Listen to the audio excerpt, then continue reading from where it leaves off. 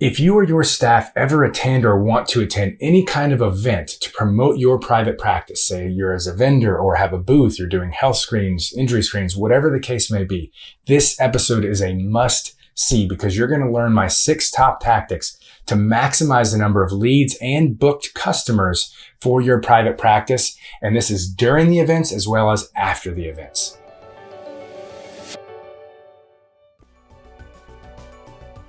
If this is your first time joining me, my name is Jarod Carter. I'm a physical therapist, a cash-based practice owner, and the creator of the Cash Pay Profit Formula. I help healthcare providers like you to create your own cash-based, out-of-network or concierge practices so you can end reliance on greedy insurance companies, provide a level of care you are ultimately proud of, and reclaim your profits and your future. So if you're new here, definitely consider subscribing because we put out episodes like this all the time and they always have a free resource associated with them to help you get results faster. And in this episode, the free resource is my lead management and patient tracking spreadsheet. Now, a lot of people put a ton of time and money and energy into events and other activities where they generate leads and they just waste that money because the follow-up is not there, or they follow up one time and then if they don't hear back from the lead, then they're forgotten and they're gone with the wind. And so often it takes a second or third attempt at follow-up, at connection before you're going to get that person to convert into a customer.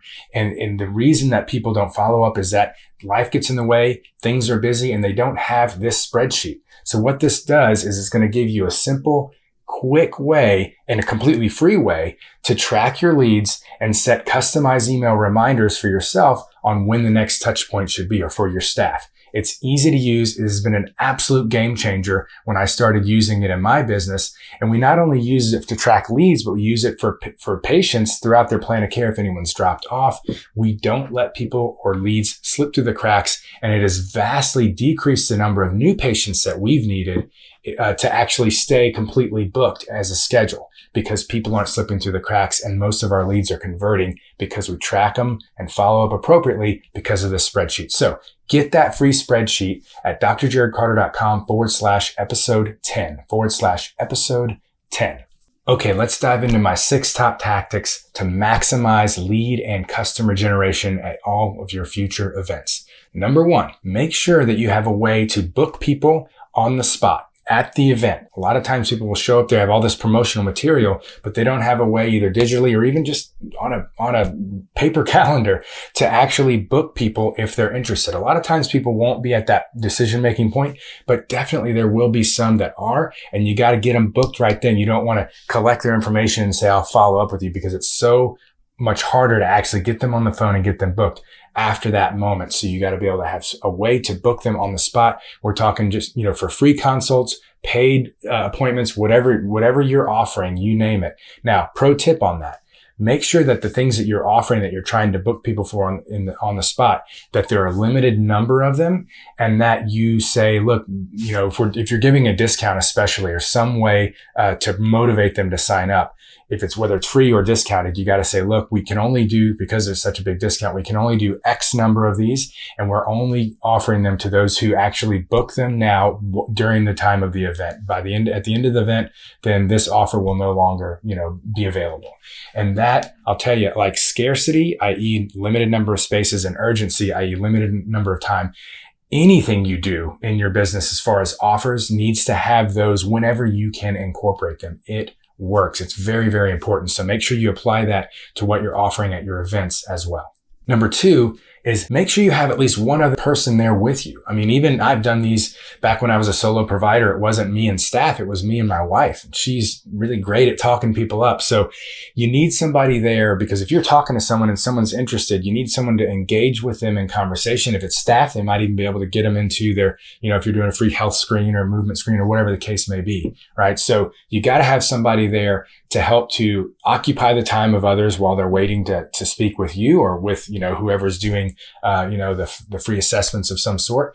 And to get them booked and, in the moment, if it's something that other person or 2 or 3 people, like everyone needs to know how to do the bookings and the conversation talking points, as well as any kind of screen that you're doing. Everyone needs to be equipped with those tactics and those conversation strategies, it will make a huge difference. I've been to events and things where I'm promoting my practice, especially really early on when it was just me, where I didn't have anyone, and you got 3 or 4 people waiting to talk to you, and you just see them. You're like, you want to engage with this person, that you're speaking with, but you seeing these people leave, and it's just a heart wrencher because you put all this time and energy and sometimes money in being there. So don't be there alone. Okay, number 3, make sure that what you're offering or the multiple things you might have on offer, whether it's, a free consultation, a paid, appointment, a lead magnet, a raffle, a goodie bag, whatever the case may be, make sure that those things are, 1, congruent with the audience and what they would be interested in. I know that may sound self-evident, and in some case it's really obvious. It's like you're not going to go to a running event and have offers of mechanics on what your weightlifting or your squat, right? But sometimes these events, they're in kind of broader audiences. So you have to look at what's your target market for your own practice, what's your ideal patient, and because those are the people in that event that you want to attract most, right? If it's a broader event with a wide kind of span of types of people, and make sure that you are offering things that are going to be of interest to your ideal patient that is in that audience.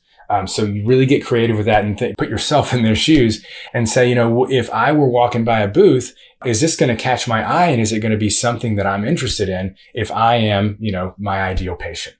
So an example might be, we used to do a ton of running events, and there would often be marathon training kickoff events. Well, we had a few different offers. We'd have, one would be if you sign up before the end of event, you can get a free. We did free ones, and we got a ton of signups, but very few that were really qualified leads that would convert into, paid, treatment beyond that. What we started to find was most successful was offering a discounted running analysis. We did high-speed camera running analysis and offering a discount on that, and then saying, look, this discount only applies till the end of the event, and we can only do 20 of them because it's such a big discount and it takes a decent amount of our time. And we would book out all 20 every time. Whereas before, we'd offer them for free as a lead generator, and we'd get maybe 25 signups, but then we'd only end up with 5 paying customers.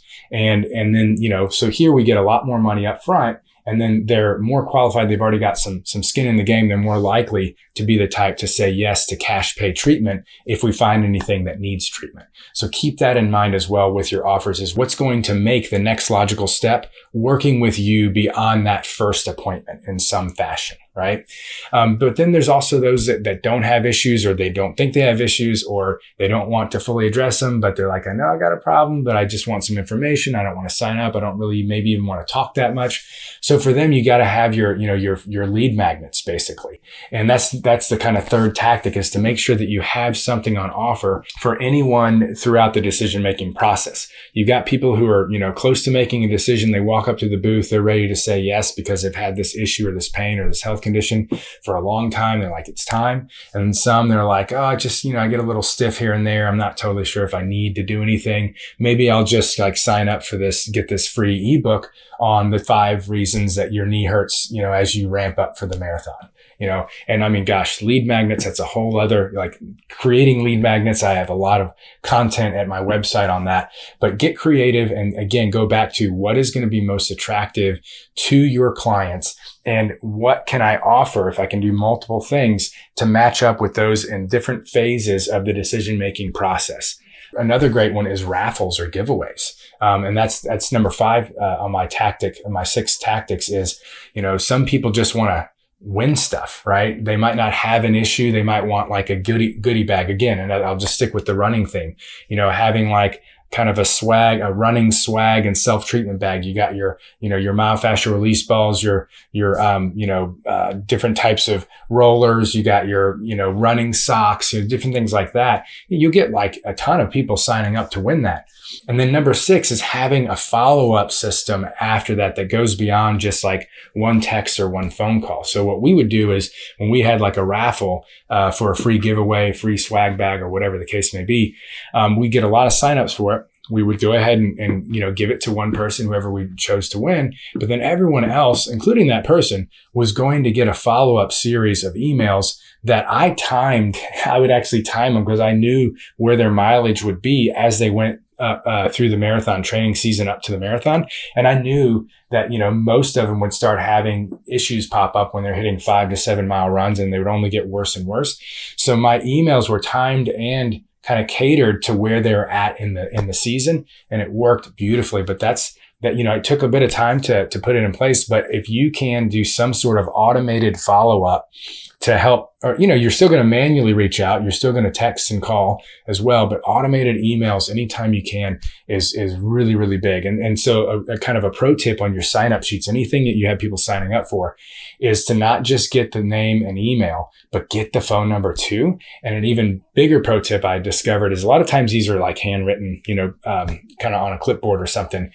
I would fill out the top 2 lines with just dummy information, just like fake people. And on both of them, I would put the phone number. And then lo and behold, everyone underneath it, not everyone, but most would fill in the phone number. Whereas when I didn't do that, it was just a blank sheet. If the first 1 or 2 people put in just their name and email and didn't put their phone number, then no one else would. It was like they just follow the leader. So make sure you fill out the first 2, 3, 4 lines and all of them have the phone number. It'll really reinforce. I mean, you could fill out like the top 5 or 10, probably even more people will be like, oh, gotta have the phone number in there. So if you take nothing away from this for your events, that'll get you more phone numbers. And that rounds out my top 6 tactics to maximize the number of leads and business that you generate at and after events. And again, the fortunes in the follow-up. Make sure people don't slip through the cracks because you're not tracking them and being reminded on when to follow up with them. You set up your automated systems, but the manual outreach is really where the magic happens, when you can get them on the phone. So make sure that you download that free resource to our lead management and patient tracking follow-up sheet at drjarodcarter.com/episode 10. And as always, I really appreciate your feedback, answering your questions. So leave any of those in the comments below. If you have any colleagues that you think could benefit from this, if go to events, please tag them or share this with them. And in the meantime, until next episode, please enjoy these related videos.